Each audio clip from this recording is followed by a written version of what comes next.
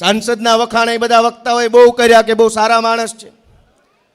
એમણે એવું કીધું કે ભાઈ મારું શું કીધું હીરાભાઈ, મોદીનું જોજો એમ, મોદીને જોઈને મત આપજો ભાઈ, મોદીનો ચહેરો જોઈને મત આપજો. હું તો બધાને વિનંતી કરું છું કે સાંસદને જોઈને મત ન આપતા, ભાજપ વાળાને જોઈને મત ન આપતા, નરેન્દ્ર મોદીને જોઈને મત ન આપતા, હીરાભાઈને જોઈને મત ન આપતા, ગોપાલભાઈને જોઈને મત ન આપતા, તમારા છોકરાનું મોઢું જોઈને મત આપજો કે આનું સારું કોણ કરશે. અને તમારા છોકરાનું મોઢું જોઈને મત નહીં આપો તો ગમે એના મોઢા ઉપર મત આપશો, સુખી નહીં થાવ ક્યારેય.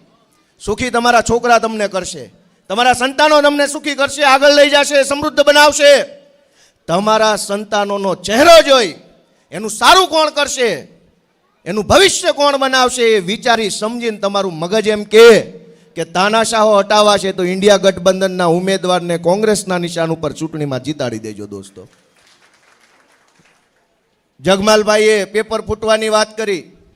આટલા બધા પેપરો ફૂટે છે, એમને 400 સીટ જોતી છે.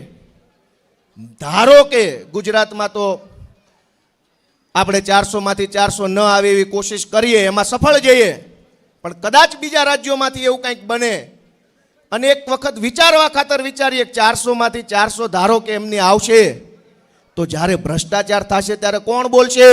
ભાજપમાં તો પહેલો જે આવે એને ગેટ ઉપર સેલોટેપ મોઢે મારી દે, અમે બોલતો નહીં 5 વર્ષ સુધી. 400 મૂંગા મનીને બેઠી રહેશે.